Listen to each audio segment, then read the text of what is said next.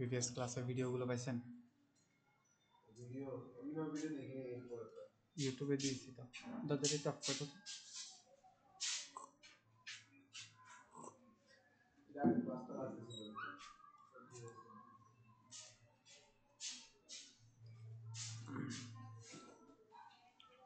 আপনার ইয়াগুলো আমি দেখছিলাম, ঠিক আছে, সুন্দর হচ্ছে।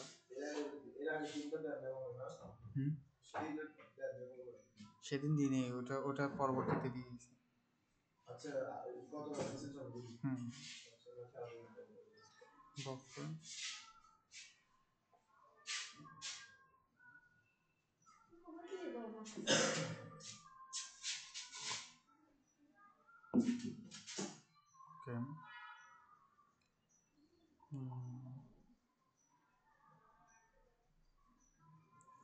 চট্টগ্রামের সেরা মিষ্টি, হ্যাঁ আপনি শুনছেন, আমরা বিশ্বাস করি আমাদের মিষ্টি হলো চট্টগ্রামের সেরা মিষ্টি, সব থেকে সেরা মিষ্টি।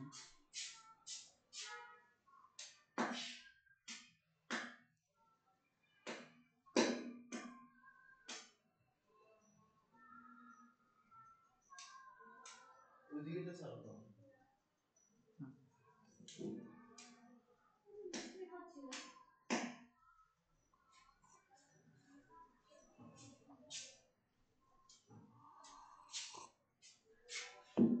হ্যাঁ, ঠিক আছে।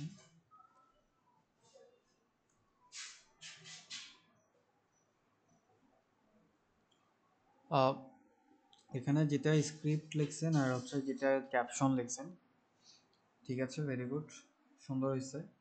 অনেক রিসার্চ করছেন, রিসার্চ করা হয়েছে, রিসার্চ করা হয়েছে, মানে রিসার্চ করে লিখছি। অ্যাড লাইব্রেরি হ্যাঁ, রিসার্চ করে লিখছি। আমি অবশ্য অ্যাড লাইব্রেরি দেখি নাই বাট ক্যাপশন মানুষ ক্যাপশন পড়তে পড়তে আমার একটা ইয়াটা চলে আসছে মানে এক্সপিরিয়েন্সটা চলে আসছে মানে কে উপরে দিলে বুক করা যাবে সেটা বুক করা ট্রাই করছি শুরু বুক করে এরপর কনভিন্স করা ট্রাই করছি ঠিক আছে, ভেরি গুড। অনেক সময় যদি লিঙ্ক দিতে হয় তাহলে আমরা লিঙ্ক দিব। অনেক সময় দেখা যায় যে অনেকগুলো প্রোডাক্টের বিবরণ এক্সপ্লেন করতে হয়, তাহলে প্রোডাক্টের বিবরণ এক্সপ্লেন করব যে প্রোডাক্টের কোয়ালিটি কীরকম, প্রোডাক্টের কোয়ান্টিটি কীরকম, বা হচ্ছে প্রোডাক্টটা কখন ডেলিভারি হবে, কিভাবে ডেলিভারি হবে, কত আওয়ারের ভিতরে ডেলিভারি হবে, এগুলো ক্যাপশনে অনেক সময় উল্লেখ করতে হয়। সো এতটুকু লিখতে পারছেন তাহলে ওটাও ইনশাল্লাহ করতে পারবেন। আর যদি আমাদের যদি কোনো ওয়েবসাইট থাকে, ওয়েবসাইটের লিঙ্কটাও আমরা ক্যাপশনের মধ্যে দিয়ে দিব।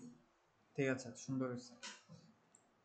আসলে একটা ফেসবুক পেজ হ্যাঁ, আসলে একটা ফেসবুক পেজ আসলে ফেসবুক পেজ মানে রিয়েলটা নিছে। ঠিক আছে। আমার ভাই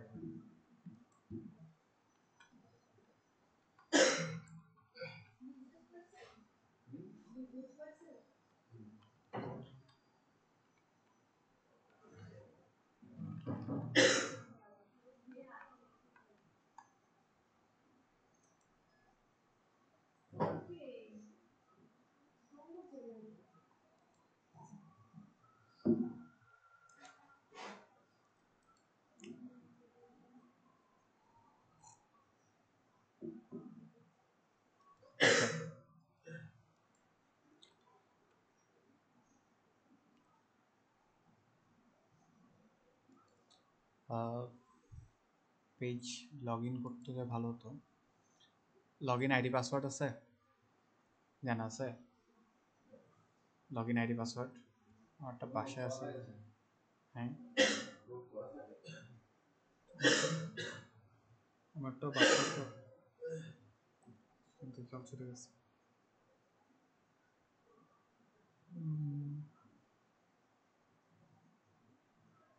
এই তোমারটা জানা আছে? জাস্ট হচ্ছে আমি এখানে লগ ইন করে একটা প্রসেস কিছু দেখিয়ে তারপরে সেটাকে আবার ইয়ে করে দেবো, লগ আউট করে দেবো, জানা আছে?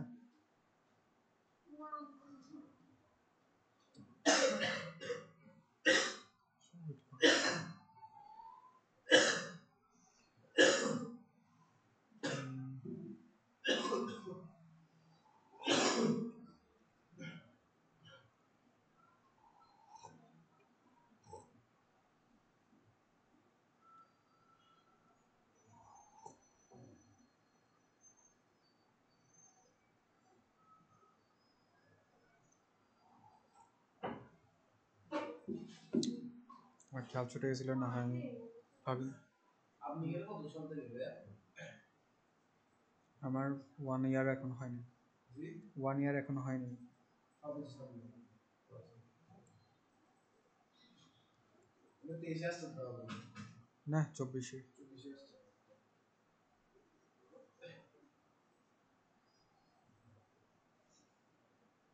সিগারেটটা আচ্ছা কীভাবে দেখাবো, পাসওয়ার্ডটা তো ইয়ে করে আসি। আচ্ছা ঠিক আছে, তাহলে আমি ফেসবুকের ফ্রি মার্কেটিংটা আমি আর একটু পরে দেখাই। এখানে আমি কয়েকটা জিনিস এখানে আগে স্ট্র্যাটেজিটা একটু দেখাতে যাচ্ছি, কারণ হচ্ছে যে আগে থিওরিটিক্যাল পার্ট বা সাইকোলজিক্যাল পার্টটা কমপ্লিট হলো, তারপর আমরা টেকনিক্যাল পার্টে যাবো। টেকনিক্যাল পার্ট কোনো আহামরি কিছু না, টেকনিক্যাল পার্টে কোনো আহামরি কিছু নেই। টেকনিক্যাল পার্টে শুধুমাত্র এখানে অপশন থাকবে, আপনি অপশনের মধ্যে ক্লিক করে এখানে টার্গেট অডিয়েন্স সেট করে দিতে পারবেন, বাজেট সেট করে দিতে পারবেন, বাস অ্যাড রান করে দেওয়া। বেশিতে বেশি 10 মিনিট লাগে হয়তো। তো আর অ্যাডস ম্যানেজার ওপেন করতেও বেশি থেকে বেশি 5 মিনিট, 15 মিনিটে পুরোটা শেষ। কিন্তু সাইকোলজিক্যাল ফ্যাক্টর দেখা যায় যে অনেক ক্ষেত্রে অনেকের অ্যাড ভালো পারফর্ম করতেছে, অনেকের অ্যাড ভালো পারফর্ম করে না। তাহলে এখানে মেন ইস্যুটা কিন্তু অ্যাড রানিংয়ের ক্ষেত্রে না, টেকনোলজিক্যাল ক্ষেত্রে না, সাইকোলজিক্যাল ক্ষেত্রে। সো এখানে যদি দেখি, এখানে ফার্স্টে হচ্ছে এখানে 7টা স্টেপ বা 7টা স্ট্র্যাটেজি এখানে শেয়ার করা হয়েছে। যেমন এখানে একটা স্ট্র্যাটেজি হচ্ছে আমার গোল সেট করতে হবে যে কোনো অ্যাড রান করার আগে। এখন গোল সেট করার ক্ষেত্রে যেমন আমরা অনেক সময় অ্যাড রান করি উইদাউট গোল, যে যেটাই রেজাল্ট আসে ওরকম হলে হয় না। আমাদেরকে মেজরলি খেয়াল করতে হয় যে আমরা অ্যাড যেটা রান করতে সেটা আমাদের মেইন গোলটা কি। মেইন গোলটা যদি হয় সেলস, তাহলে আমরা সেলস অ্যাড রান করব বা সেলসের জন্য পুরোপুরি প্রিপারেশন নেব। আমাদের যদি হয় এঙ্গেজমেন্ট, তাহলে হচ্ছে আমরা এঙ্গেজমেন্ট রিলেটেড কাজগুলো করব।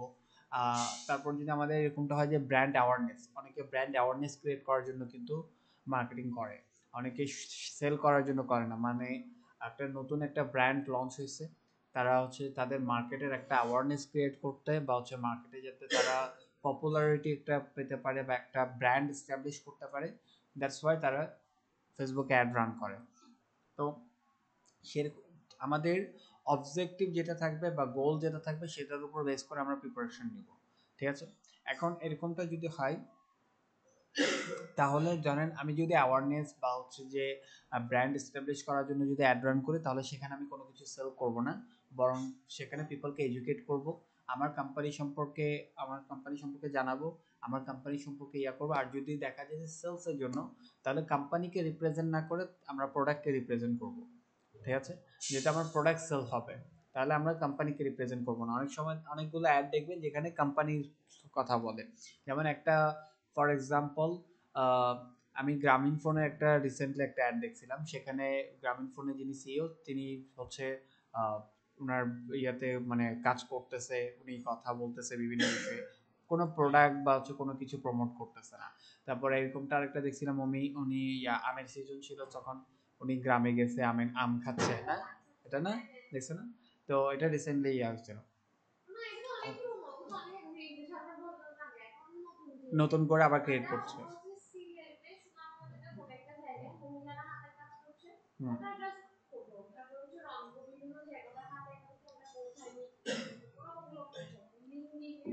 এখানে কোনো সিম সিম বিক্রি করছে, কোনো জিবি বিক্রি করছে, কিছু করেনি। শুধুমাত্র ওনারা গ্রামীণ ফোনটাকে অ্যাওয়ারনেস ক্রিয়েট করার জন্য বেশি করে হচ্ছে এটা করছে। সেখানে কোনো প্রোডাক্ট রিপ্রেজেন্ট করেনি। মানে ওনারা হচ্ছে যে এই অ্যাডটা ক্রিয়েট করা মেইন অবজেক্টিভ ছিল যে করা, মানে হচ্ছে ওনাদের রুট যেটা গ্রামীণ ফোন, মানে গ্রাম বা গ্রামীণ অঞ্চলে নিয়ে কাজ করবে, তো এই জন্য গ্রামে গিয়ে ওনারা এটা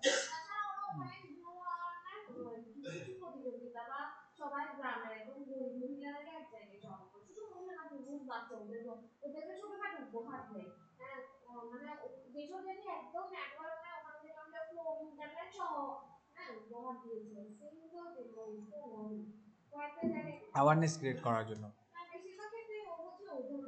তাহলে ফার্স্ট হচ্ছে আমাদের গোল সেট করতে হবে। যখন আমাদের কাছে কোনো ক্লায়েন্ট আসবে, তখন আমরা বেসিক্যালি হচ্ছে ক্লায়েন্টকে জিজ্ঞেস করবো আপনার গোলটা কি। অ্যাড রান করাটা মেজর কিছু না, গোলটা কি।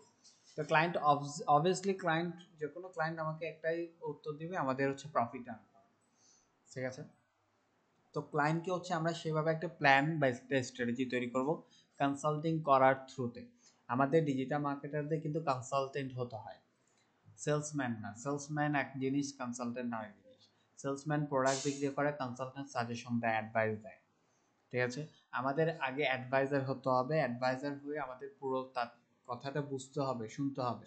কনসাল্টিং এর আবার আরেকটা বিষয় হচ্ছে যে আমরা সেলসের ক্ষেত্রে দেখি 90% কমিউনিকেশন করে সেলস পারসন, 10% করে কাস্টমার। আর কনসাল্টিং এর ক্ষেত্রে 90% করে কাস্টমার আর 10% করে হচ্ছে কনসালটেন্ট, ঠিক আছে। আমি এরকম অনেক কনসালটেন্টকে দেখছি যারা, যেহেতু আমি নিজে পার্সোনাল কনসাল্টিং করি, আমি অনেক কনসালটেন্টকে দেখছি যারা 2 আওয়ার একটা কনসাল্টিং ইয়া করলে 1.5 ঘন্টা শুধু ক্লায়েন্টকে বলতে দেয়। 1.5 ঘন্টা আপনি কথা বলুন, ওনার যত প্রবলেমস আছে সবগুলো শেয়ার করবে, এর পরবর্তী আধা ঘন্টায় উনি পুরো অ্যানালাইসিস করে আধা ঘন্টায় ওনাকে যা যা অ্যাডভাইস দেওয়ার আধা ঘন্টায় দিয়ে দেয়, ঠিক আছে। তো হচ্ছে কনসাল্টিং হতে হবে। কনসাল্টিং হয়ে তখন আমি যখন ক্লায়েন্টের সাথে বসবো এবং ক্লায়েন্টের পুরো অবজেক্টিভটা বুঝবো, ক্লায়েন্ট অবভিয়াসলি আমাকে যে প্রফিটের কথা বলবে, সো ক্লায়েন্টের আমার একটা জিনিস বুঝতে হবে ক্লায়েন্ট এখন কোন লেভেল আছে, ক্লায়েন্টকে আগে লেভেল জাজ করতে হবে এবং লেভেলের উপর বেস করে তাকে আমাকে বোঝাতে হবে। তাকে একটা জিনিস হচ্ছে ক্লায়েন্টের, আমি এটা ফ্রিল্যান্সিং এর ক্লাস আপনাদের সামনেই আছে, আপনাদের এই জিনিসটা বেশি লাগবে। আমাদের অনেক ক্ষেত্রে হয় ক্লায়েন্ট 3 ভাবে মিটিং করে নর্মালি। একভাবে হচ্ছে ইন্টারন্যাশনাল ক্লায়েন্ট হলে আপনার সাথে মেসেজিংয়ে কমিউনিকেট করবে, সেকেন্ডলি হচ্ছে আপনার সাথে ভিডিও কলে কমিউনিকেট করবে, থার্ডলি হচ্ছে যদি এটা লোকালি হয়, লোকাল বেসড হয়, তাহলে আপনার সাথে সরাসরি মিটিং করবে। 3 ভাবে কমিউনিকেট করে। তো 3 ভাবে কমিউনিকেটের মধ্যে সবচেয়ে ইউজফুল এবং সবচেয়ে মানে পাওয়ারফুল যে ওয়েটা, সেটা হচ্ছে সরাসরি বসে। সরাসরি বসলে কিন্তু তাকে কিন্তু আপনি ইমোশনালি কিন্তু কানেক্ট করে তার সাথে আপনি ডিল ক্লোজ করতে পারবেন, যেটা ভিডিও কলে সচরাচর হয় না, ঠিক আছে। ভিডিও কলে ইমোশনটা ঠিক মতো দেখানো যায় না, যেটা সরাসরি শেয়ার করা যায়। এর জন্য অনেকে বলেন না ভাইয়া আমি ফোনে বলতে পারবো না, আপনি সরাসরি আসেন, এরকম হয় না অনেকে, যে ভাইয়া ভাইয়া এই কথাটা ফোনে বলা যাবে না। কথা কিন্তু সিম্পল কথা, কিন্তু ফোনে বলা যায় না, কারণ ইমোশন শেয়ার করা যায় না। সো ক্লায়েন্টের সাথে যখন আমরা কথা বলতে যাব বা ক্লায়েন্টকে যখন আমরা কোনো কিছু পিচ করতে যাব বা আমার সার্ভিস নিয়ে পিচ করতে যাব বা ক্লায়েন্টের কথা শুনতে যাব, সরাসরি মিটিংয়ের ক্ষেত্রে বলছি, তখন একটা পিপিটি বানায় যাব। কি বানাবো? পিপিটি, পাওয়ার পয়েন্ট প্রেজেন্টেশন, একটা প্রেজেন্টেশন বানায় যাব। এর পূর্বে ফার্স্ট কাজ হচ্ছে ক্লায়েন্টের আগে সমস্ত ইনফরমেশন নিব। ক্লায়েন্টের বর্তমান পজিশন কি, ফিউচার গোল কি, ভিশন কি, মিশন কি, ইচ অফ এভরিথিং পুরো ডেটাটা আমি আগে ক্লায়েন্ট থেকে নিয়ে নিব। ক্লায়েন্টের কারেন্টলি অ্যাড বাজেট কত যাচ্ছে, ফিউচার অ্যাড বাজেট কত আছে, ক্লায়েন্টের গোল কি, সব মানে কারেন্ট কাস্টমার কারা, সমস্ত ডিটেলস নিয়ে আমি আমার মতো করে একটা প্ল্যান আগে বানাই ফেলবো, উইদাউট ক্লায়েন্টের কাজ নেওয়া ছাড়া। ওই ক্লায়েন্টের কাজ এখনো আমাকে দেয়নি, কিন্তু কাজ নেওয়া ছাড়া তার পুরো প্ল্যানটা আমি কি করে ফেলবো, রেডি করে ফেলবো। রেডি করে সেটা পেন পেপারে না, সেটা পুরোটা পিপিটি বানাবো একটা। কারণ ক্লায়েন্ট এত কিছু বুঝে না, ক্লায়েন্টকে কনভিন্স করাটার জন্য আমাকে কিন্তু পিপিটি বানাতে হবে, ভিজুয়াল কমিউনিকেশন করার জন্য। সো পুরোটা পিপিটি বানাই, ক্লায়েন্টের কাছে নিয়ে যাব। এর পরবর্তীতে ক্লায়েন্টকে দেখাবো যে আপনার আপনি এই লেভেলে আছেন, আপনাকে এই লেভেলে যেতে হবে, এই স্টেপ নিতে হবে, এই স্টেপ নিতে হবে। ক্লায়েন্টকে যখন আপনি ক্লিয়ারিটি দিবেন, ক্লিয়ারিটি ইজ পাওয়ার, ক্লিয়ারিটি দিবেন, ক্লায়েন্ট তখন বোঝার চেষ্টা করবে। বাট আপনি যদি শুধু ভার্বালি সব কিছু বলেন, তাহলে ক্লায়েন্ট এতটা বেশি মানে কনভিন্স হবে না। ক্লায়েন্টের ডিল ক্লোজ করার জন্য অনেক অনেক টাফ। আর আমি বলি যে যদি পরবর্তীতে যদি ফ্রিল্যান্সার হিসেবে কাজ করেন, ম্যাক্সিমাম 5টা বিজনেস ওনারের সাথে কাজ করবেন এবং এমন বিজনেস ওনারের সাথে কাজ করবেন যারা আপনাকে পে করার মতো ক্যাপেবল। আমি একটা জিনিস বলি, আমরা যারা ফ্রিল্যান্সিং করি তাদের মেইন ইয়া হচ্ছে টার্গেট কাস্টমার। আচ্ছা বলেন তো, একটা যদি ইয়া থাকে, হাউস ওয়াইফ থাকে, সে যদি আপনার তারা যদি হাউস ওয়াইফ যদি আপনার টার্গেট কাস্টমার হয়, তাহলে আপনি কত টাকা আয় করবেন?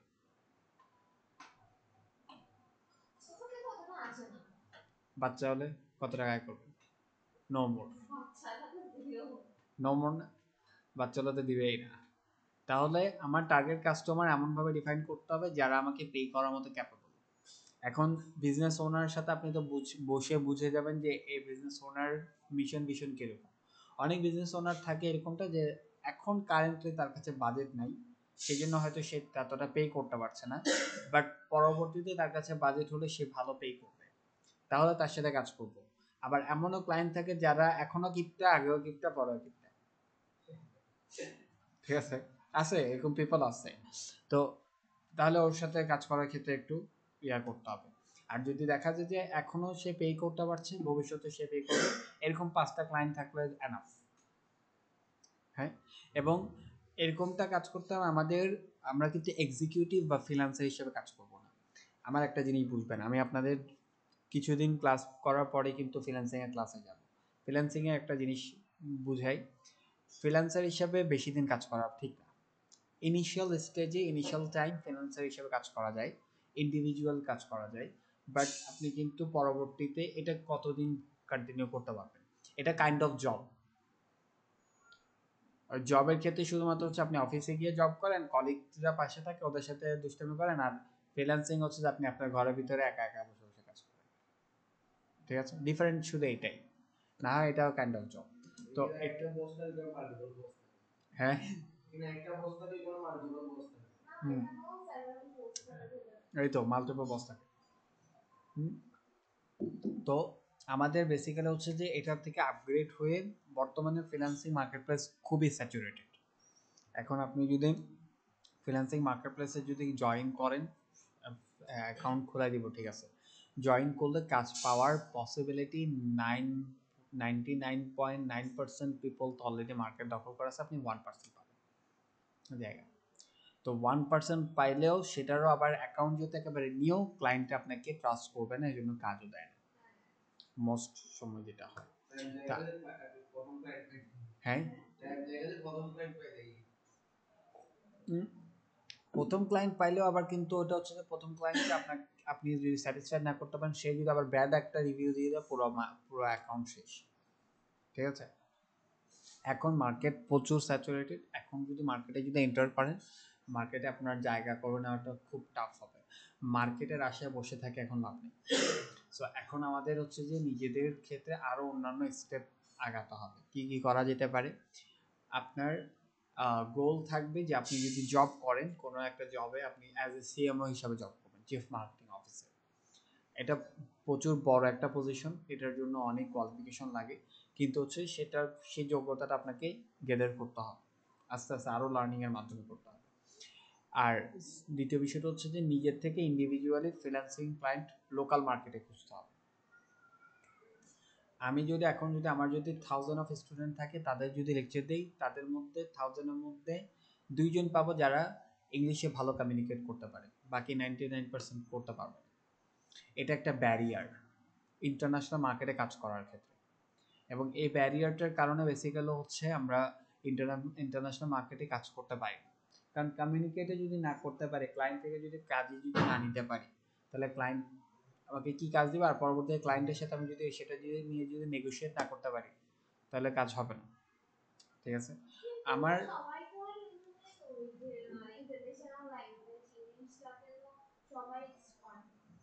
কিসে, এখন আমি বলি ইংলিশে এক্সপার্ট হতে হবে। আমার যদি ইন্টারন্যাশনাল মার্কেটে কাজ করতে হয়, ক্লায়েন্টের সাথে কাজ করতে হয়, অবশ্যই ইংলিশ এক্সপার্টিস অর্জন করতে হবে। এখন আমি ওইটা বলতেছি, আমি একটু টেকনিক শিখাই, এটা অনেকে ইয়া করে না, আমি একটা টেকনিক শিখাই। অনেক সময় দেখা যায় যে আমরা ইংলিশের এই ব্যারিয়ারটার কারণে আবার অনেকে হাল ছেড়ে দেয়, যে ইংলিশে কথা বলতে পারছে না, ক্লায়েন্টের সাথে ঠিক মতো ইয়া করতে পারছে না, গুগল ট্রান্সলেট ব্যবহার করে করে কথা বলতে হচ্ছে। তা আবার গুগল ট্রান্সলেট ব্যবহার করে করে চ্যাটিং এ কথা বলছে, মিটিং যখন সরাসরি মিটিং করে তখন কি করবে, মিটিংয়ে যাবে যে যায়। তো ঠিক আছে, ঠিক আছে। তো এখন বিষয়টা হচ্ছে অনেকে এই কারণে ছেড়ে দেয়, আমি মেজরলি যেটা বলতেছি, এটার একটা সিম্পল একটা ওয়ে হচ্ছে, আমার যে কাজ, সে কাজের উপরে বেস করে ক্লায়েন্ট আমাকে আস্ক করবে, এটার বাইরে তো আর আস্ক করবে না কিছু। আমাকে তারা এটা বলবে না তুমি আজকে রাত্রে কি খেয়েছো, এটা বলবে? ক্লায়েন্টের এটা নিয়ে কাজ আছে। হ্যাঁ, কি অবস্থা, এটা আর কি। এখন আমাকে শুধুমাত্র আস্ক করবে কি নিয়ে, আমি এসইও নিয়ে কাজ করতে, আমাকে এসইও রিলেটেড যত কোশ্চেন আছে সেগুলো করবে। আমি ফেসবুক অ্যাড নিয়ে কাজ করবো, ফেসবুক অ্যাড রিলেটেড যত কোশ্চেন আছে সেগুলো নিয়ে কাজ করবে, আস্ক করবে। তো ওইখান থেকে আমি কি করব, ক্লায়েন্টের সাথে যখন আমি ক্লায়েন্টের সাথে মিটিংয়ে যাচ্ছি, ক্লায়েন্টের সাথে মিটিংয়ে যাওয়ার আগে আমি যে স্কিলটা নিয়ে কাজ করতেছি সেই স্কিলের উপর যতগুলো কোয়েশ্চেন্স আছে সমস্ত কোয়েশ্চেন আগে আমি নোট ডাউন করে ফেলব। যে ক্লায়েন্ট আমাকে অ্যাজ এ ক্লায়েন্ট হিসাবে আমি যদি নিজেকে যদি দেখি, আমি নিজে পার্সোনালি আরেকজন ডিজিটাল মার্কেটার যদি হায়ার করতে যাই এই কাজের জন্য, তাহলে আমি তাকে কি কি কোয়েশ্চেন করব সেই জিনিসগুলো আমাকে আগে মাইন্ডে আনতে হবে, এরপর লিখতে হবে। আমি মেজরলি বলে একটা কাজের জন্য বেশিতে বেশি 50টা কোয়েশ্চেন করবে। হ্যাঁ, 50টা কোয়েশ্চেন আবার সবাই করে না, মাঝখানে আমি সবগুলো একসাথে ধরলাম আর কি। 50টা কোয়েশ্চেন আপনি আপনার 50টা কোয়েশ্চেন নোট ডাউন করে ফেলেন, ওটার অ্যান্সারও নোট ডাউন করে ফেলেন। এবার ওগুলোকে গুগল ট্রান্সলেটের থ্রুতে ট্রান্সলেট করে ফেলেন, বাস কাজ শেষ। এবার যেই ইংলিশগুলো আছে ওই পয়েন্টগুলো শিখলে হয়ে যাচ্ছে, আপনাকে পুরো ইংলিশের সব কিছু শিখতে হবে না। তো বুঝতে পারছি বিষয়টা? এটা হচ্ছে সবচেয়ে বড় একটা কাজ ইংলিশ না জানলে। আর যদি ইংলিশ লার্ন করার সুযোগ থাকে অবশ্যই আপ স্কিল করার দরকার, নিজেকে যত বেশি ডেভেলপ করবো তত বেশি বেনিফিট হবে। কিন্তু হচ্ছে যে ইনিশিয়াল ডেজে এটা এই স্টেপটা নিতে পারি, নাম্বার 1। নাম্বার 2 যে বিষয়টা সেটা হচ্ছে যে ইন্টারন্যাশনাল মার্কেটে শুরুতে কাজ না করে লোকাল মার্কেটে কাজ করা বেটার। কিন্তু হ্যাঁ, ইন্টারন্যাশনাল মার্কেটে প্রোফাইল থাকবে, ইন্টারন্যাশনাল মার্কেটে ক্লায়েন্টকে অ্যাপ্রোচ করবো, ক্লায়েন্টের কাছে মেসেজ সেন্ড করবো, ক্লায়েন্টকে কনভিন্স করার ট্রাই করবো। বাট যদি ইন্টারন্যাশনাল মার্কেটে আসুক না আসুক, আসলে তো কাজ করছি, আর যদি না আসে, ইন্টারন্যাশনাল মার্কেটে আসতেছে না সেজন্য বুক ফিটে লাভ কি করবো, কি করবো, লোকাল মার্কেটে কাজ করবো। লোকাল মার্কেটে আমার ব্যারিয়ার নেই, লোকাল মার্কেটে আমি কাজ জানি, আমার আমার কথা বলারও ঠিক আছে মাদার টাং, আমারও যেমন বাংলা ওনারও মাদার টাং বাংলা, ঠিক আছে। আমি তো পার্সোনালি বাংলা থেকে বেশি বলে আমি চিটিংগা, কারণ আমার মাও চিটিংগা, আমার ঘরে সবাই চিটিংগা, মাদার টানও চিটিংগা। এবার এখন বিষয়টা হচ্ছে, হ্যাঁ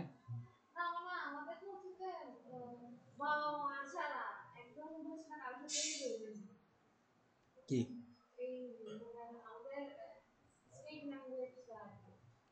এটা বলা হয় না সহজে।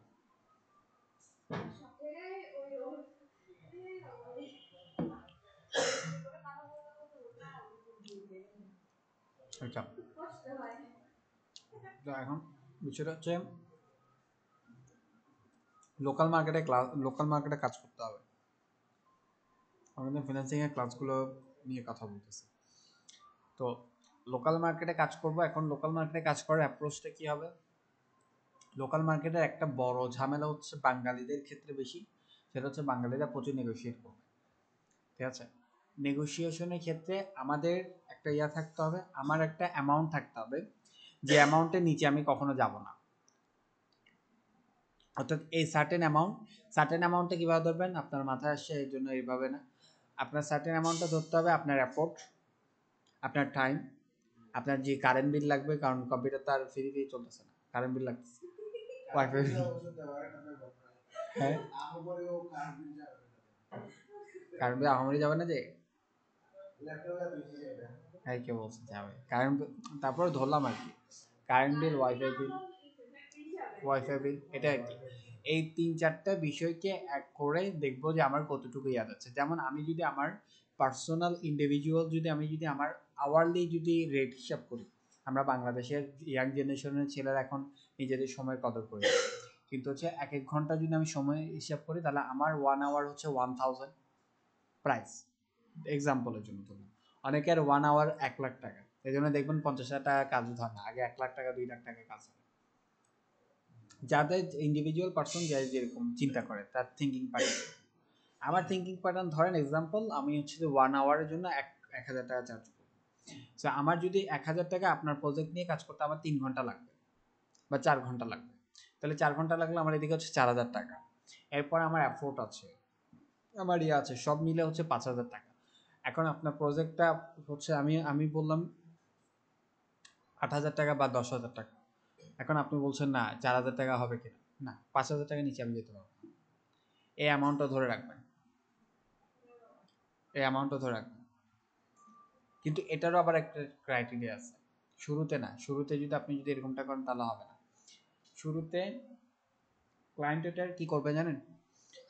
ফেসবুক অ্যাডের ক্ষেত্রে বেশি, এটা কিন্তু মাথায় রাখবেন। ফেসবুক অ্যাডের ক্ষেত্রে হচ্ছে ক্লায়েন্টকে যখন কাজ নেবেন ক্লায়েন্টকে কাজ নেওয়ার পর ক্লায়েন্টের কাজটা পুরোটা সাকসেসফুলি করবেন, একবার ফ্রিতে করবেন। বলবেন আমি আপনার এই ফেসবুক অ্যাডটা রান করে দিব, ফার্স্ট টাইম আমাকে কোনো অ্যামাউন্ট দেওয়ার প্রয়োজন নেই, আপনি আমার কাজটা দেখেন, যদি রেজাল্ট এনে দিতে পারি, যদি ভালো, যদি পারফরমেন্স যদি বেটার হয়, দেন এটার উপর বেস করে আমাকে পরবর্তী থেকে আমি যেটা চার্জ করবো সেটা দিন। হ্যাঁ, আমি যেটা চার্জ করবো সেটা দিবেন বলতে, সেটাও আপনি দরকার আরেকটু সফটলি বলতে পারেন, এটা বেশি হার্ডলি হয়ে যাবে, একটু সফটলি বলতে পারেন যে ঠিক আছে আপনি যেটা খুশি হয় সেটা দিন। হ্যাঁ, তখন আপনি অ্যাপ্রোচ করতে পারবেন, তখন কারণ হচ্ছে যে যদি আপনি রেজাল্ট এনে দিতে পারেন সে অবশ্যই আপনাকে পে করবে, ঠিক আছে, আপনার রেজাল্ট এনে দেওয়ার উপর বেস করে।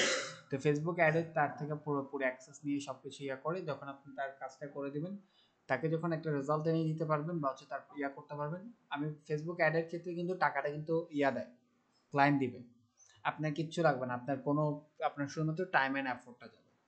আপনি টাইম অ্যান্ড এফোর্টটা বললাম না, ফেসবুক অ্যাড রান করতে 10-15 মিনিটের সময় লাগে, বেশি লাগে না। তো 10-15 মিনিট একটা অ্যাড রান করে দিলেন, অ্যাড রান করে দেওয়ার পর এটা পারফরমেন্স ট্র্যাক করে দেন, এর পরবর্তীতে যদি রেজাল্ট ভালো আসে তাহলে তো আপনি ওকে সাকসেসফুল একটা ক্লায়েন্ট পেয়ে গেছেন পার্মানেন্ট, এবং ও আপনার সাথে লং টার্ম ধরে কাজ করবে। এবং আরেকটা জিনিস খেয়াল করবেন, ক্লায়েন্টের যদি ম্যাক্সিমাম ক্লায়েন্টের সাথে কাজ করতে চান, যে আমার তো হচ্ছে যে দেখা যাচ্ছে আমি যে বাজেটে ক্লায়েন্ট চাচ্ছি সে বাজেটে মনে করেন, আমি তো আপনাকে যেটা বললাম 5টা ক্লায়েন্ট থাকা লাগবে। ক্লায়েন্ট দুইভাবে রাখবেন, প্রত্যেকটা বিজনেসের ক্ষেত্রে কিন্তু এটা সেম, আমরা কিন্তু বিজনেস করছি এক প্রকার, প্রত্যেকটা বিজনেসের ক্ষেত্রে একটা জিনিস সেম, সেটা হচ্ছে রিকারিং রেভিনিউ থাকা লাগে। রিকারিং রেভিনিউ বুঝেন, অর্থাৎ মান্থলি বেসিসে একটা রেভিনিউ যাতে আমাদের আসে, ওইটার ক্ষেত্রে ক্লায়েন্ট দুইভাবে রাখবেন, একটা হচ্ছে পার্মানেন্ট ক্লায়েন্ট আর একটা হচ্ছে one time client. Permanent client at least 5টা রাখবেন, বাকি এর পরবর্তীতে আপনি যদি আরও যদি ইয়া হন, সময় পান, তাহলে এক্সট্রা ক্লায়েন্ট ইয়া করবেন। এক্সট্রা ক্লায়েন্টও কীভাবে পাবেন, খালি একটা ক্লায়েন্ট ধরলাম আর একটা ক্লায়েন্টের পিছিয়ে দৌড়ালাম, এরকম করলে সারাদিনে মানে সময় নষ্ট হবে। যে ক্লায়েন্টটা পাইছেন সে যত বিজনেস করছে, তার কমিউনিটি যেটা আছে বা হচ্ছে তার এনভায়রনমেন্ট বা হচ্ছে তার ফ্রেন্ড সার্কেল বা তার নেটওয়ার্কের মধ্যে সবাই কিন্তু বিজনেসম্যান, আমার কথা বুঝবেন, যে যেরকম পার্সন তার এনভায়রনমেন্টে কিন্তু সেরকম পার্সনই থাকে। আমি স্টুডেন্ট, আমার এনভায়রনমেন্টে কিন্তু স্টুডেন্টই থাকে। আবার আমি যদি বিজনেস ওনার, তাহলে আমি কিন্তু বিজনেস ওনারদের সাথে নেটওয়ার্ক করব, ঠিক আছে। যেমন আমি পার্সোনাল ট্রেনার, আমার আমার অনেক ট্রেনার পরিচিত আছে, ঠিক আছে, যে যেরকম তার নেটওয়ার্ক সেরকম থাকে।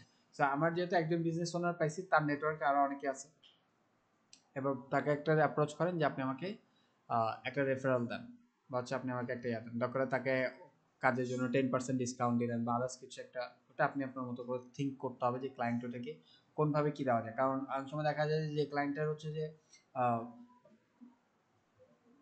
অনেক টাকার বিজনেসে আপনার ছোট ইয়ার মধ্যে অ্যামাউন্টটা হবে না, তো তাকে কীভাবে ইয়া করা যায় সেটা আপনি আপনার এন্ড থেকে ইয়া করবেন। তাকে বলবেন একটা রেফারেল দিতে, এবং রেফারেল দিলে আমি বলবো সে ক্লায়েন্ট, যে যাকে রেফারেল দিবে সে ক্লায়েন্টকে আপনার কনভিন্স করতে হবে না, কোনো রকম তাকে পড়তে পারাতে হবে না, সে অটোমেটিক পড়তে পারে। কথা বুঝতে পারছি, এটা আমি হয়তো একটু ফান করে বললাম, কিন্তু মানে একটা ক্লায়েন্ট যখন রেফারেল দিবে যে এই ছেলেটা কাজ ভালো বা এই মেয়েটার কাজ ভালো, ভালো কাজ করতে পারে, যে হ্যাঁ, যে ট্রাস্ট অটোমেটিক শিফট হয়ে যাবে, সে পরবর্তীতে আপনাকে অটোমেটিক ট্রাস্ট করবে এবং আপনাকে কাজ দেবে। হুম,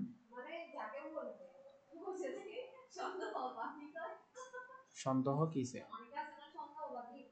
হ্যাঁ, হ্যাঁ, সন্দেহ করলে সমস্যা নাই, সন্দেহ করলেও কনভিন্স করতে হবে। হুম, এত বেশি ইয়া করবে না, তাহলে এটা করবেন, ক্লায়েন্টের ইয়া করবেন, রেফারেল করবেন।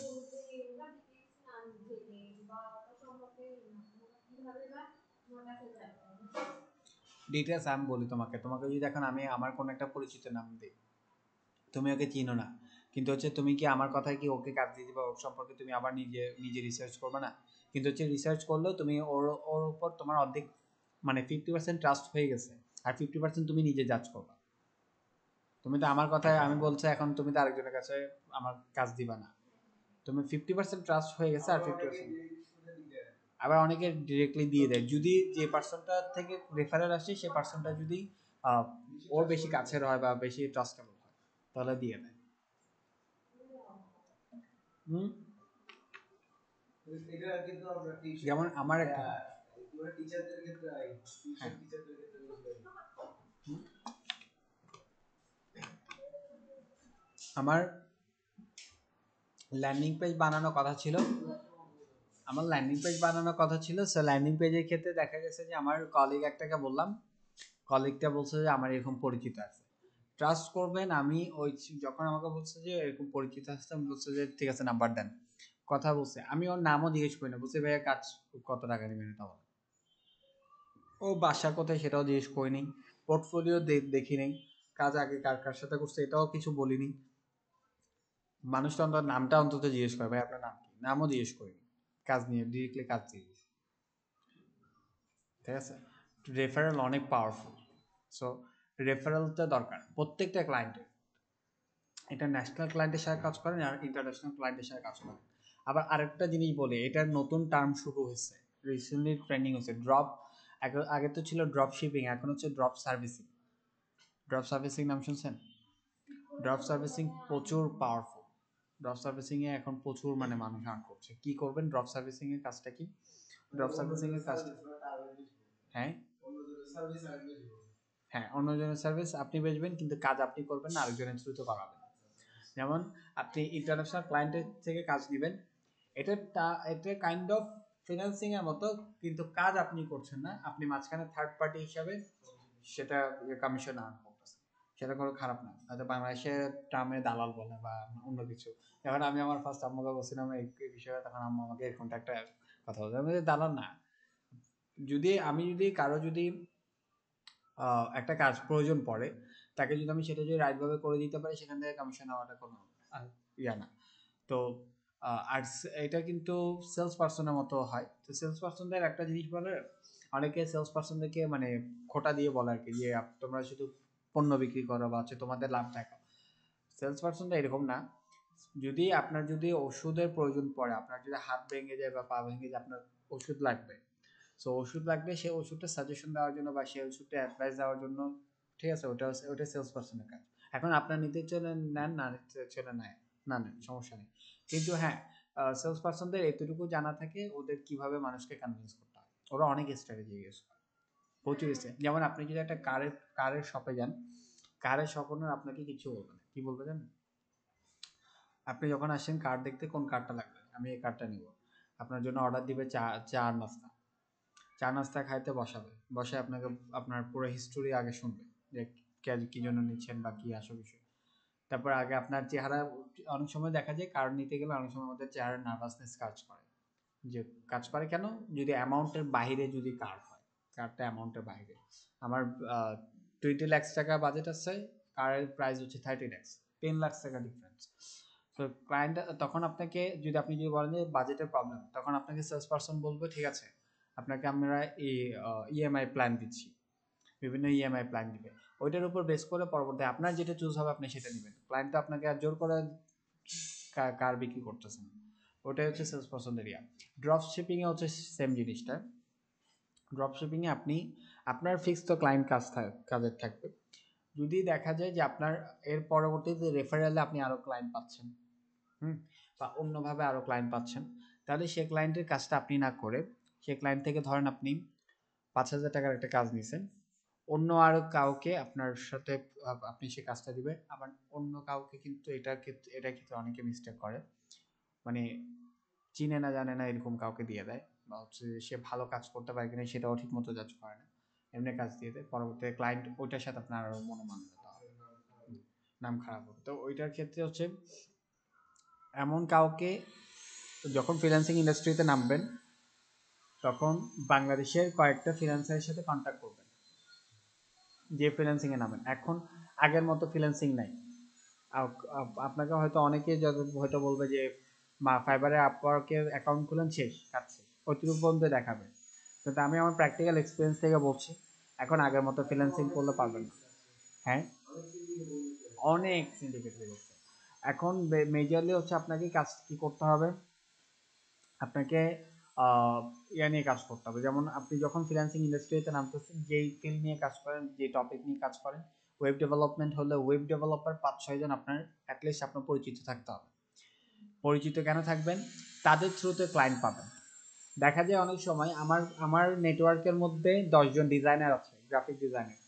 10 জনের মধ্যে একজন খুব ভালো কাজ পাচ্ছে, কিন্তু হচ্ছে কাজ পেলে ওর টাইম নেই, বা টাইম থাকলেও দেখা যাচ্ছে যে অনেক সময় ওর ফ্যামিলি কোনো ইমার্জেন্সি চলে আসছে, যেটার জন্য ক্লায়েন্ট কাজ দিচ্ছে কিন্তু কাজ করতে পারছে না। এখন ও কাজ কি করবে? কাউকে ডেলিভার করে দিবে বা ডেলিগেট করে দিবে। হ্যাঁ, হয়তো আপনাকে ফ্রেন্ডশিপ যদি একটু ভালো থাকে তাহলে আপনাকে বলবে ঠিক আছে আপনি এটা কাজটা করেন, আমাকে কিছু দিয়ে। এরকম অনেকে বলে যে আপনি এটা আপনার কাজ এটা আপনি করেন, আমাকে কিছু দিয়ে। হ্যাঁ, তো ওইটার উপর বেস করে আপনি আবার মনে করেন 20% বা 30% ওকে শেয়ার করে দিলেন, তাহলে ওর থেকে আপনি একটা ক্লায়েন্ট পাচ্ছেন। ক্লায়েন্ট পাওয়ার জন্য নেটওয়ার্ক ইজ ইউর নেটওয়ার্ক, এটা ট্রু। আপনাকে নেটওয়ার্ক যদি আপনার যদি নেটওয়ার্ক যদি ভালো বিল্ড হয়, আপনি এটা ইয়া করতে পারবেন। অ্যাটলিস্ট 10 জনের সাথে কানেকশন আছে। হুম, হ্যাঁ, পরিচিত হয়ে যাবেন। পরিচিত হওয়ার ক্ষেত্রে আবার কিন্তু দুইভাবে পরিচিত হতে পারেন, অনলাইনে পরিচিত হবেন, আবার পারলে সরাসরি একটা মিটিং করবেন। কেন বলছি অনলাইনে? কারণ হচ্ছে অনলাইনে ততটা ক্লোজলি রিলেশন হয় না। আপনি সরাসরি একটা মিটিং মিটিং করবেন। মিটিং করলে দেখা যাবে, যেমন আমি ইনশাল্লাহ জানুয়ারিতে আমার ফুল প্ল্যান আছে, আমি অনেকের সাথে কন্ট্যাক্ট করে ফেলছি। জানুয়ারিতে আমি প্রায় 1 উইকের জন্য যাব, ঠিক আছে, বাইরে ঢাকা যাব। তো ওখানে আমার অনেকের সাথে মিটিং আছে, ওদের সাথে মিটিং পুরো ফিক্স করে রাখছি। তো যদি ইয়া হয় পরবর্তীতে এটা ইয়া করবো, ওদের সাথে দেখা করবো। তো এটা হচ্ছে যে মিটিং করে ওদের সাথে একটা রিলেশন বিল্ড করলে পরবর্তীতে দেখা যাবে যে আপনার ওদের থেকেও কিন্তু অনেক ক্লায়েন্ট পাবেন, সাজেশন পাবেন, অ্যাডভাইস পাবেন, আপনি অনেক জায়গায় আটকাবেন। ট্রুলি বলছি, ফ্রিল্যান্সিং করার ক্ষেত্রে ক্লায়েন্টের সাথে কথা বলার ক্ষেত্রে আটকাবেন, পেমেন্টের ক্ষেত্রে আটকাবেন, স্ক্যাম হওয়ার ক্ষেত্রে আটকাবেন। মানে আসো, মানে 14টা 15টা বাধা থাকবেই অ্যাটলিস্ট ফার্স্ট বিগানের স্টেজে। ধরেন পেমেন্টের ক্ষেত্রে আটকাইছেন, এখন পেমেন্ট হয়তো দেখা গেছে যে আপনার অ্যাকাউন্টটা ব্লক হয়ে গেছে। অনেক সময় দেখা যায় উইদাউট মানে কোনো ওয়ার্নিং আপনাকে অ্যাকাউন্ট ব্লক করা দেয়। পেওনের অ্যাকাউন্ট অনেক সময় এরকম হচ্ছে, মানে অ্যাকাউন্ট ব্লক হয়ে গেছে। এখন অ্যাকাউন্ট যখন ব্লক হয়ে গেছে, ক্লায়েন্ট আমাকে টাকা ট্রান্সফার করবে, কোথায় করবে?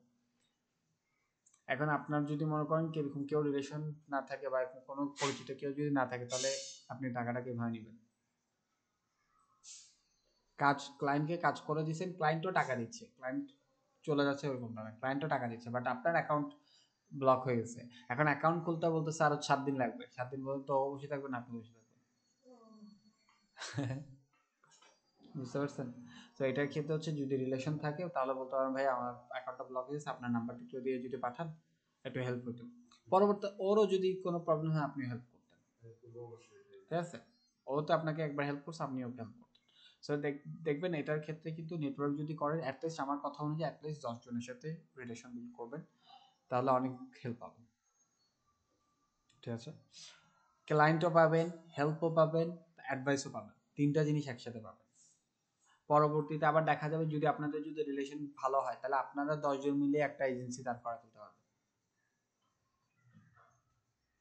এক একজন এক একটা রোল থাকবে, কেউ সিইও, কেউ সিও, কেউ সিটিও, কেউ সিএফও, যে যে ব্যাকগ্রাউন্ড থেকে আসে।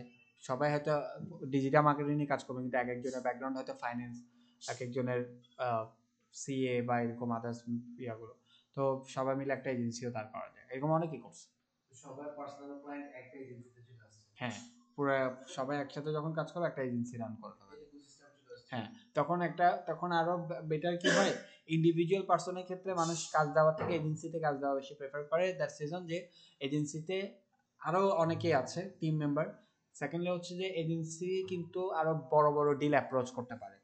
এই যে আপনি ইন্ডিভিজুয়াল হলে আপনি একটা ছোট কাজের জন্য ইয়া করতে পারবেন, ধরেন আপনি একটা বিজনেস ওনারের জন্য কাজ করতে পারবেন। বাট এজেন্সি হলে আপনি কিন্তু মাল্টিপল বিজনেসের জন্য কাজ করতে পারবেন, তাও বিগ বিগ বিজনেসের জন্য।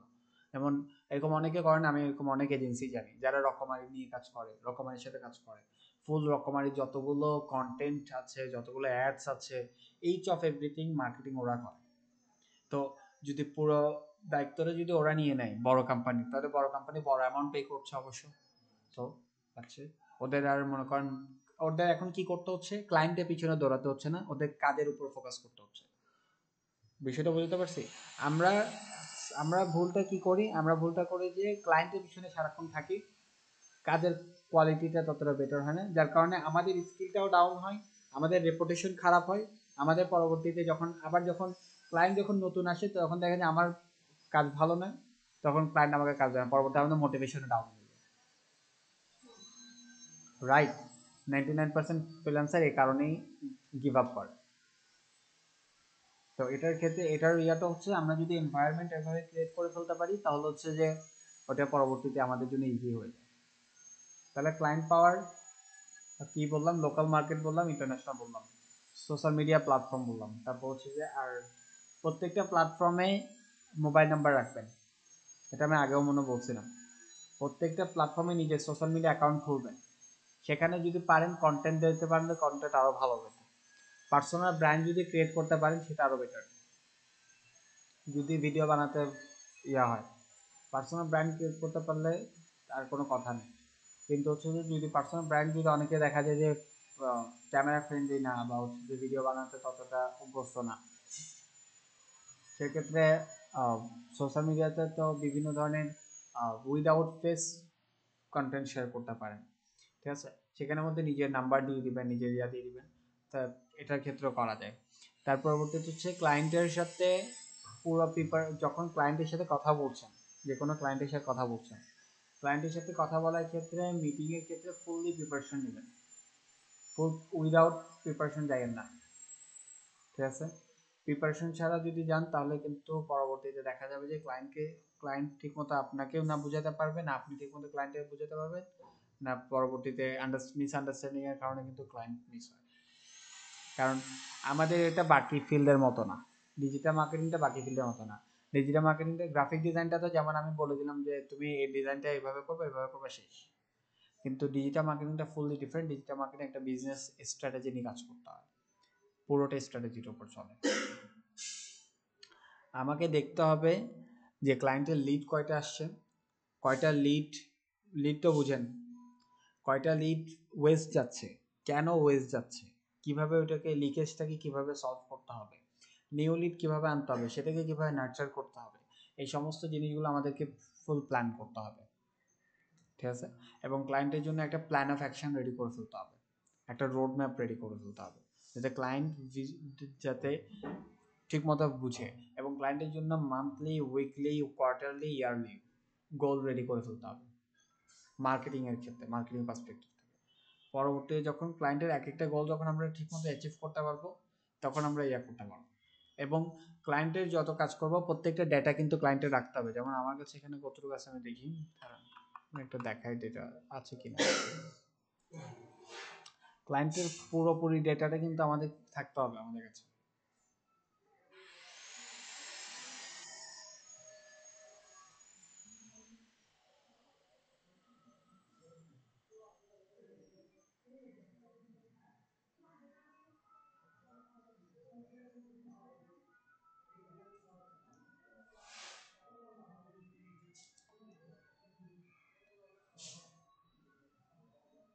তারপর দেখেন এরকম ক্লায়েন্টের সাথে যখন কাজ করবেন ক্লায়েন্টের লিস্ট বানাবেন, ক্লায়েন্ট লিস্ট, ক্লায়েন্টের নাম, phone number, each of everything এখান থেকে ইয়া করবেন। আমি আরেকটা দেখাই, ওয়েট, হ্যাঁ, এগুলো আমি যাদের সাথে দেখা করতে যাব, মিটিং আছে যাদের সাথে, হ্যাঁ ইনশাল্লাহ যদি আল্লাহ তালা ইয়া করেন আর কি, উনি যদি ফিক্স থাকেন, ফ্রি থাকেন আর কি। কারণ অনেক সময় দেখা যায় যে আমি যে টাইমে যাবো ওই টাইমে উনি ফ্রি থাকবে না। আমি তো বিভিন্ন বিজনেস রিলেটেড কাজ করি, তো ওগুলো নিয়ে কথা বলবো। আর হচ্ছে যে আমার ইনশাল্লাহ হয়তো 25 একটা বই বই পাবলিশ হচ্ছে, ওই বইটা গিফট দিতে যাব। মানে কোনো পার্সোনাল কোনো ইয়া নাই, কাজ নেই, শুধুমাত্র ওই গিফট দেওয়ার জন্য আর হচ্ছে একটা রিলেশন বিল্ড করার জন্য। হ্যাঁ, ওনার সাথে আমার মেসেজ অলরেডি কথা হয়ে গেছে। ওনার সাথে এই সেম জিনিস, এই যেমন উনি আমাকে রিপ্লাই দিছিল, উনি ভয়েস মেল দিছিল। হুম, উনি আমাকে ভয়েস মেল দিছিল এই।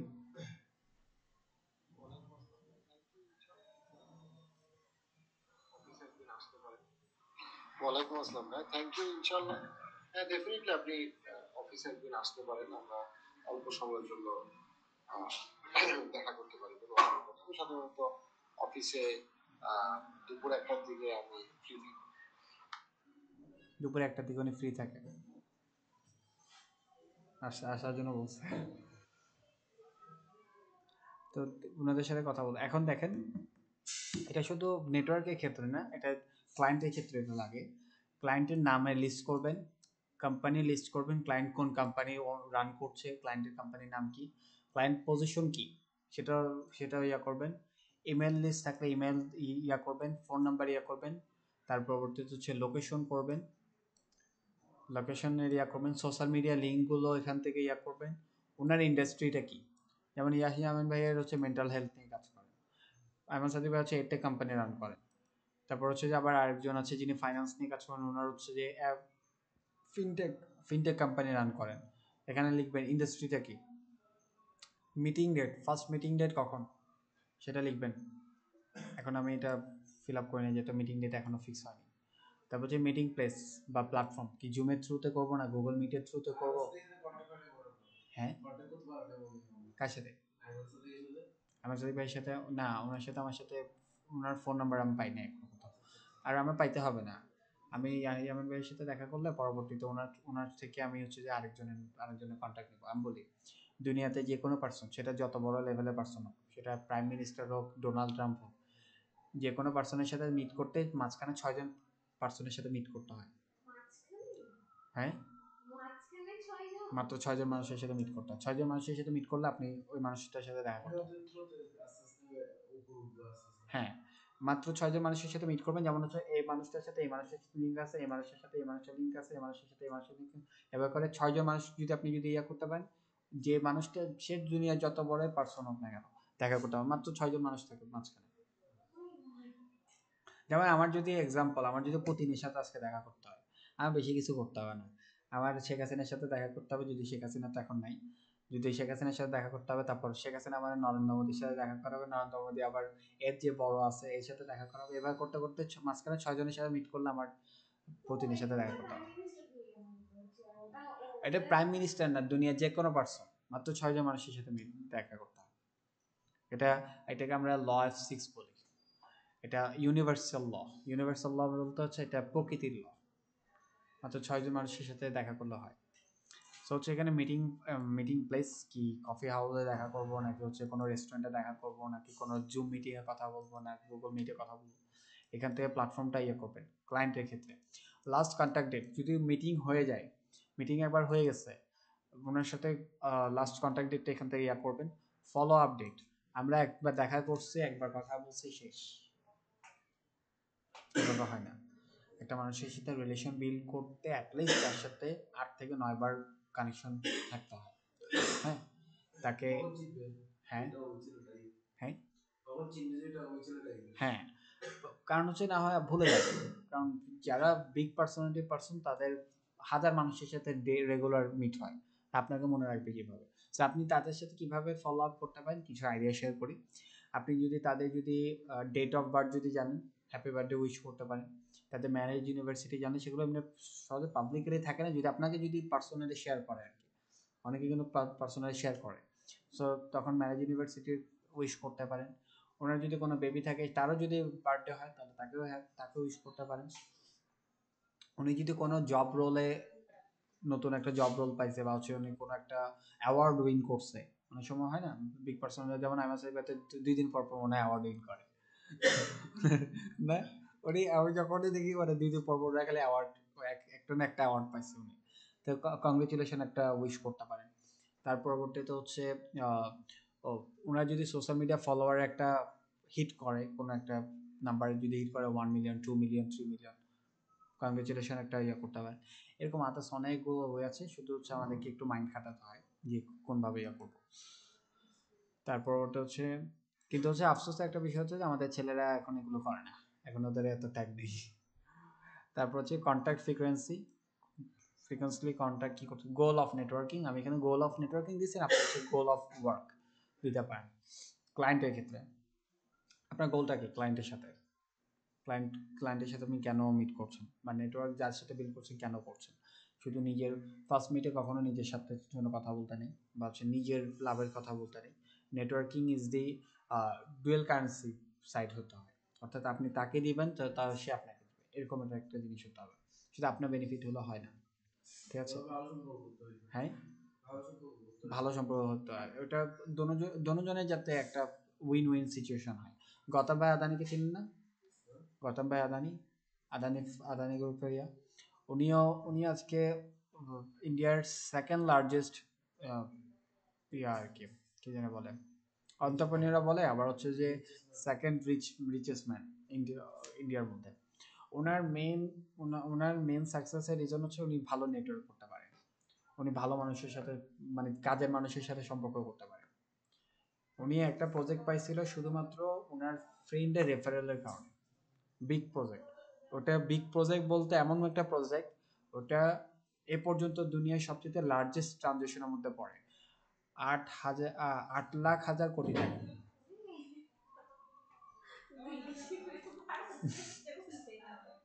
8,00,000 কোটি টাকা, বুঝতে স্যার? এটা ওয়ার্ল্ডের সবচেয়ে লার্জেস্ট ট্রানজেকশনের মধ্যে পড়ছে।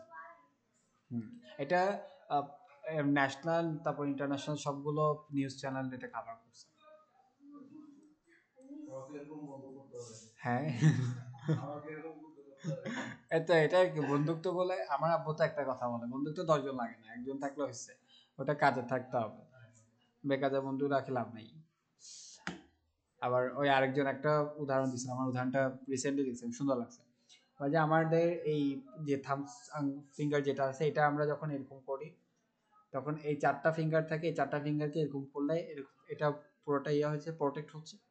শুধুমাত্র এরকম চারটা ফ্রেন্ড থাকলে হয়, যারা আমাদেরকে প্রোটেক্ট করতে পারবে, ঠিক আছে? ঠিক আছে, কারণ হচ্ছে এর পরবর্তীতে এখন আপনার যতগুলো ফিঙ্গার থাকে, যতগুলো ফ্রেন্ড থাকবে, এগুলো সবগুলো কাজে, একটাও কাজে। এই 4টা সলিড ফ্রেন্ড থাকলে এইটা আবার আপনাকে যেমন প্রোটেক্টও করতে পারবে, এমন আবার মুসিবতে ফেলাতে পারবে। এই 4টা বিষয়টা বুঝতে পারছি। ফ্রেন্ডশিপ অনেক কেয়ারফুলি করতে হয়। তারপর হচ্ছে যে কমন ইন্টারেস্ট একটু খেয়াল করবেন, ক্লায়েন্টের সাথে যাতে আপনি আরেকটু ফ্রেন্ডলি হতে পারেন, কমন ইন্টারেস্ট একটু দেখবেন যে ক্লায়েন্ট কি করে। যেমন আমি যদি বলি, ইউনিভার্সাল একটা প্রুফ আছে যে আপনি আর আমি যদি সেম টি শার্ট পরি, সেম কালার টি শার্ট পরি, তাহলে আমরা সাইকোলজিক্যালি একটা জিনিস বুঝি, ওর সাথে আমার সাথে অনেক মানে ইয়ে আছে, মানে কমন ইন্টারেস্ট আমাদের, বা হচ্ছে যে অনেক মিলে, অনেকে বলে না আপনার সাথে আমার সাথে অনেক মিলে, বা হচ্ছে আপনার সাথে আমার সাথে অনেক কিছু মানে ম্যাচ আছে, বা সিমিলার আমরা দুজন, ওটা কিন্তু অনেক সময় ইমোশনালি কানেক্ট করে। সো এটা যদি যে কোনো ক্লায়েন্টের সাথে ধরেন, যেমন আমি এক্সাম্পল দিচ্ছি, অনেকে পাঞ্জাবি পরা পছন্দ করে, যেমন পার্সোনাল আমান সাহেব ভাইয়া কিন্তু ম্যাক্সিমাম টাইম পাঞ্জাবি পরে, ওনার সাথে আমি মিট করতে গেলে পাঞ্জাবি পরে যাবো।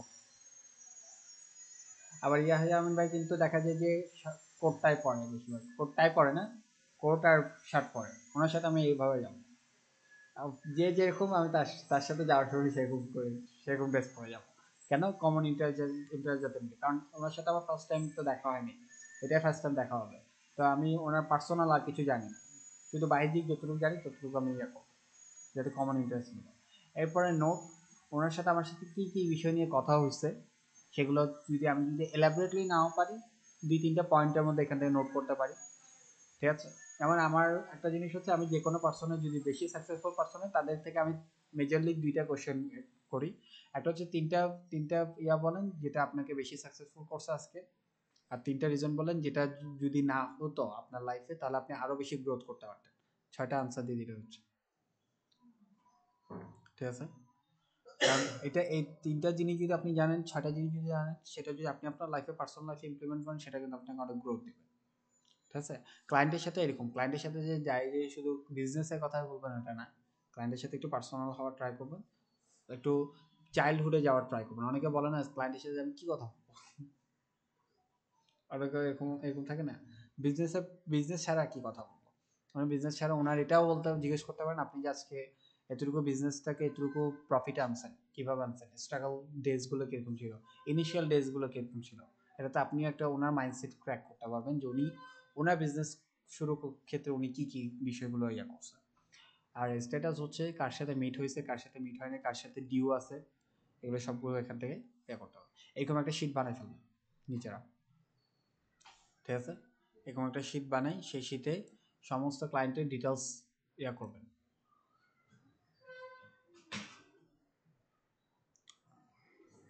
ঠিক আছে, ফ্রিল্যান্সিং নিয়ে অনেক কিছু কথা বলছি না, ওকে, আমরা সামনে আরো বলবো অনেকগুলো। কারণ ফ্রিল্যান্সিং এখন মানে আগের মতো একেবারে নেই, এখন অনেক বেশি ইয়া করতে হচ্ছে, স্ট্রাগল করতে হচ্ছে। তো আপনারা যাতে স্ট্রাগল না করেন সেজন্য আগে থেকে বিভিন্ন বিষয় ইয়া করে দিচ্ছি। তারপরে ইয়া করি। হ্যাঁ, আমি না, এই মার্কেট প্লেসে কাজ করতে হয় না আমার, আমার আউট অফ মার্কেট প্লেসে হয়ে যায়।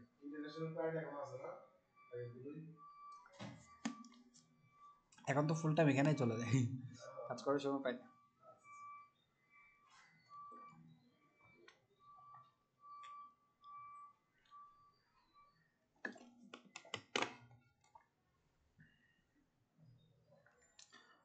সেভেন স্ট্র্যাটেজির মধ্যে ফার্স্ট হচ্ছে সেট গোল, যেটা আমরা তো করবো অবশ্য। সেকেন্ডটা পেইন পয়েন্ট টার্গেট অডিয়েন্স, সেটাও আমরা ফাইন্ড আউট করবো বায়ার পার্সোনা যখন বানাবো তখন। সেট ইউর বাজেট, বাজেট বললাম যে 3টা বাজেট রাখতে পারেন, 3টা অ্যাডের বাজেট রাখতে পারেন। একটা যদি সাকসেসফুল না হয় সেকেন্ডের জন্য আমরা ইয়ে করবো, সেরকম করে একটা বাজেটে প্ল্যানিং করবেন। তারপর হচ্ছে প্ল্যান এঙ্গেজিং কন্টেন্ট, কীভাবে এঙ্গেজিং কন্টেন্ট বিল্ড করা যায় সেটা নিয়ে কাজ করতে হবে। তারপর হচ্ছে প্ল্যান ইকুয়ালি এঙ্গেজিং অ্যাডস, ঠিক আছে, এটাও আমাদের ইয়ে করতে হবে। মনিটর ডেইলি বেসিস আমাদেরকে ট্র্যাক করতে হবে যে আমাদের ইয়াটা কীরকম কাজ করতেছে, লাইকের রেশিও কেমন, কমেন্টের রেশিও কেমন, ক্লিকের রেশিও কেমন, ল্যান্ডিং পেজে যাচ্ছে তাদের রেশিও কেমন, তারপর হচ্ছে যে কয়জন বাই করছে সেটা রেশিও কেমন, সমস্ত কিছু মিলে আমাদেরকে বাজেট কত খরচ হচ্ছে সে সমস্ত কিছু মিলে সবগুলো ডেইলি মনিটর করতে হবে। তারপর হচ্ছে এবি স্প্লিট টেস্ট, আমাদেরকে বিভিন্ন রকম অ্যাডগুলোর টেস্ট করতে হবে, এটা দিয়েও টেস্ট করতে হবে। স্প্লিট টেস্টের একটা কিছু প্ল্যাটফর্ম আছে, সেখানে থ্রুতে আমরা এগুলো টেস্ট করতে পারি। সো এই 7 স্ট্র্যাটেজি কিন্তু ইউজ করার ট্রাই করবেন। তারপর এখান থেকে হচ্ছে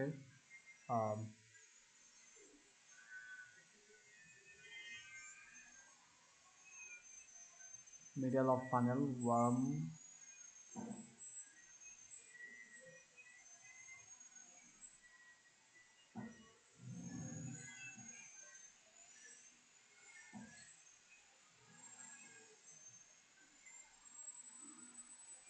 a single details for the value proposition।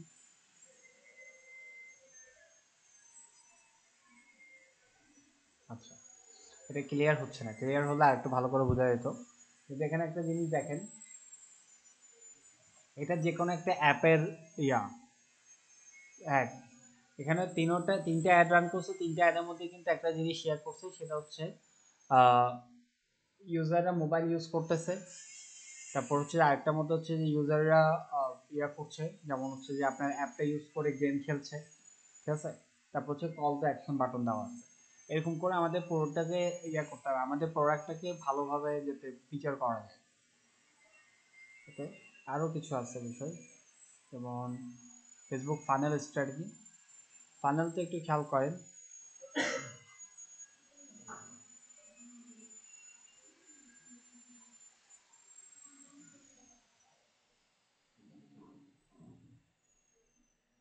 আচ্ছা লুকালাইক অডিয়েন্স বুঝেন, এখানে ফানেলটা একটু দেখেন। এখানে ফেসবুক অ্যাডভার্টাইজিং ফানেলের মধ্যে একটা পাবো লোকালাইক audience based of current customer, page view custom audience লোকালাইক, এভাবে করে অনেকগুলো ইয়া পাবো, কোল্ড, ওয়ার্ম, ক্রেজি, ঠিক আছে, পার্টনারশিপ। লোকালাইক অডিয়েন্স বুঝেন? আমার যেরকম কাস্টমার আছে তাদের মধ্যেই দেখতে। হ্যাঁ, তো এটা কিভাবে ইয়া করে, কিভাবে করে, যেমন আমার কাছে কাস্টমারের ডেটাবেস আছে 5,000 বা 8,000 এরকম সামথিং, তাদের কাস্টমারের ডেটাবেসটা আমি কি করবো, ফেসবুকে দিব, ওখানে দেওয়া যায়। ফেসবুকে দিলে ফেসবুক কি করবে, এই কাস্টমারের ডেটাটা পুরোটা অ্যানালাইসিস করবে, অ্যানালাইসিস করে এই আমার কাছে 5,000 বা 8,000 কাস্টমার লিস্ট আছে, যতই থাকুক আমি, কিন্তু বেশি নাম্বার অফ কাস্টমার লিস্ট দিলে তাহলে সে বুঝতে একটু সুবিধা হয়, অ্যানালাইসিসটা একটু ভালোভাবে করতে পারে। কিন্তু আপনি 10 জন 5 জন দিলে সেটা কি অ্যানালাইসিস করবে?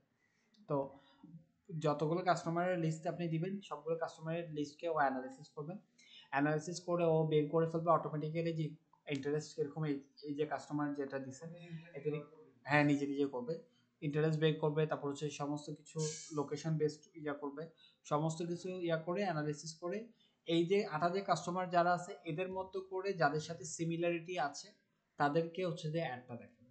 এটাতে আপনার, এটাকে আমরা রিটার্গেটিংও বলে আরেকভাবে। অর্থাৎ আমার যে কাস্টমার আছে তাদেরকে আমরা পরবর্তীতে, সেই টাইপের মানুষকে আমরা পরবর্তীতে আবার হচ্ছে অ্যাডটা দেখাতে পারতেছি। এটা লুকালাইক অডিয়েন্সের কাজ, এবং এভাবে এটা ইয়ে করে। আর দ্বিতীয় বিষয় হচ্ছে যে ফেসবুকে অ্যাডভার্টাইজিং এর ক্ষেত্রে এরকম ফানেল আগে রেডি করে ফেলবেন। এখন ফানেলের মধ্যে এরকমটা না যে এক ফানেলেই এভাবে কাজ করবে।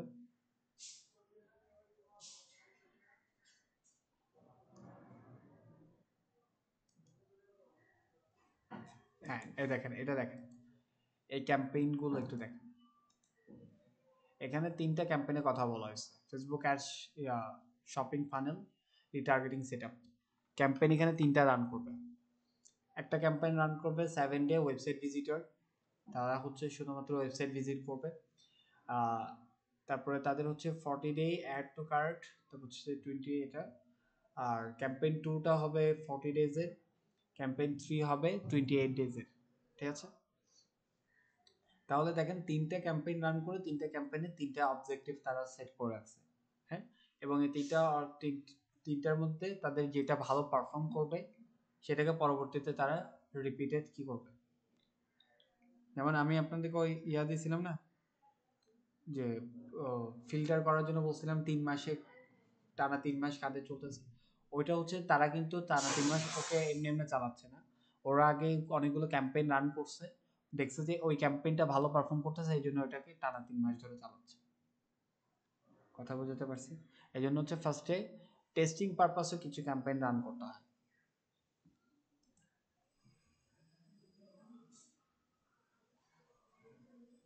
এখন ক্লায়েন্টকে এটা এটা অনেক সময় ক্লায়েন্ট ইয়া করতে চায় না, বা যে আমার তো তাহলে টাকা ইয়া যাবে, টেস্টিং করতে যেতে আমার টাকা যাবে। বলবেন যে টাকা যাবে না, ব্র্যান্ড অ্যাওয়ারনেস বাড়বে, মানুষ অন্তত অ্যাটলিস্ট এতটুকু তো জানবে যে আপনি আছেন। যদি আহ, যেমন এখন মার্কস, তারপর হচ্ছে আরং, তারপর আরো অনেক বড় বড় ইয়ারা, যেমন এটা কোন গ্রুপ জানি, সিটি গ্রুপ, তারপর এরকম অনেক গ্রুপ হচ্ছে যে এখনো বর্তমানে অনেক মার্কেটিং এ স্পেন্ড করতেছে। ভিভো এখনো কত টাকা মার্কেটিং এ স্পেন্ড করতেছে, ওপো স্পেন্ড করতেছে। তো ওরা তো সাকসেসফুল ব্র্যান্ড, ওরা কেন স্পেন্ড করতেছে এখন? ঠিক আছে, ওরা স্পেন্ড করার মেইন রিজন হচ্ছে যে ওরা ব্র্যান্ডটাকে এখনো আছে, যে এটা বিষয়টা ইয়া করার জন্য। তো আপনার তো মাত্র শুরু হয়েছে, তা আপনার তো আরো বেশি করা দরকার। ক্লায়েন্টকে এভাবে বুঝতেবেন, অনেক সময় ক্লায়েন্ট বুঝতে চায় না এই জিনিসটা, কারণ আমি পার্সোনালি এটা ফেস করে আসছি। ক্লায়েন্ট এটা বুঝতে চায় না যে মানে হচ্ছে আমার টাকা বার্ন হবে, টাকা বেশি খরচ হচ্ছে, এটা ক্লায়েন্টটা বুঝতে চায় না। তো এটা বুঝাতে হবে। ঠিক আছে, আর আপনি যদি এখন যদি একেবারে অ্যাডই না চালান তাহলে তো আর ইয়া করতে পারবেন না, আপনার লোকাল মার্কেট, লোকাল বিজনেসে করতে হবে। ঠিক আছে, তাহলে আমরা নেক্সট ক্লাসে যেমন হচ্ছে যে দি ফানেল, দি ফোকাস। হ্যাঁ,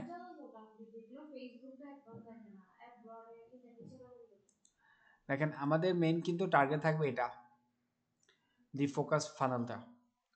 দি ফোকাস ফানেলের মধ্যে আমাদের কি কি থাকবে, আমাদের বেসিক্যালি হচ্ছে ইয়া থাকবে, ফার্স্টে ট্রাফিক, তারপর হচ্ছে লিডস, তারপর হচ্ছে সেলস। আগে ট্রাফিক আনতে হবে, ট্রাফিকটাকে লিডে কনভার্ট করতে হবে, লিডগুলোকে আমাদের সেলস পার্সনকে দিতে হবে। ওই যে বললাম লিড যাতে লিক না হয়, লিড লিকেজ বুঝেন?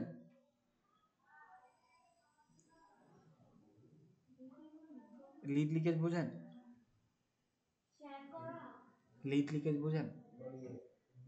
লিড দিছি বাট কোনো ওই আসতেছে না। কোনো রেসপন্স আসতেছে না। অনেক সময় লিড লিকেজ কিরকম কিরকম হয়, লিড লিকেজ কয়েকভাবে হয়। যেমন অনেক সময় দেখা যায় ক্লায়েন্টকে ফোন দিছি, ফোন ধরে না ব্যস্ততার কারণে, তো ওইটাকে আমরা আর পর ফোন দেই না, ওটা লিকেজ হচ্ছে। তারপর অনেক সময় দেখা যায় যে ক্লায়েন্ট, আমি আপনাদেরকে আরেকটা পিকচার দিব, এটা আমার কাছে সেভ করা আছে, এখানে নেই, আমি আপনাদেরকে এটা নেক্সট ক্লাসে ইনশাল্লাহ শেয়ার করবো। ওখানে আমাদের লিড লিকেজ না হওয়ার জন্য কয়েকটা কয়েকটা কলাম আছে, বা হচ্ছে যে শিট আছে, ওটা আমরা ইয়া করি। তো এখানে বেসিক্যাল হচ্ছে আমরা লিড লিকেজ যাতে না হয় সেজন্য এখানে লিডকে কোনভাবে লিকেজ হয়, অনেক সময় ক্লায়েন্ট হচ্ছে যে ফোন ধরতেছে না কাস্টমার, অনেক সময় দেখা যায় কাস্টমার বলছে ঠিক আছে আমি 2 দিন পর জানাচ্ছি, একটু চিন্তা করে জানাচ্ছি, ওটাকে আর পরবর্তী ফলো আপ দেওয়া হয় না। এভাবে করে অনেকগুলো কাস্টমার লিড লিকেজ হয়। ওগুলো যাতে লিকেজ না হয় সেগুলো আমরা কিন্তু সিস্টেমেটিক ওয়েতে কিন্তু ওগুলোকে লিকেজটা অফ করতে পারি। মেসেজ দিলে আর রেসপন্স করে না, অনেকে রেসপন্স করে না। আমরা অটোমেটেড কতগুলো মেসেজ দিলে ওগুলো চাপ দিলে হ্যাঁ, চাপ দিতে দেখবে ফ্রেশ সেই সেটুকু এটা আর কি, ওইরকম লিকেজ লিকেজ যাতে না হয় সেগুলোকে আমাদের ইয়া করতে হবে, ঠিক আছে, ওই জিনিসগুলো। আর ইনশাল্লাহ আমি এটার একটা ইয়া শেয়ার করবো, আর নেক্সট ক্লাসে আমি ফেসবুকের ইয়েটা নিয়ে আসবো, লগ ইন পাসওয়ার্ডটা নিয়ে আসবো।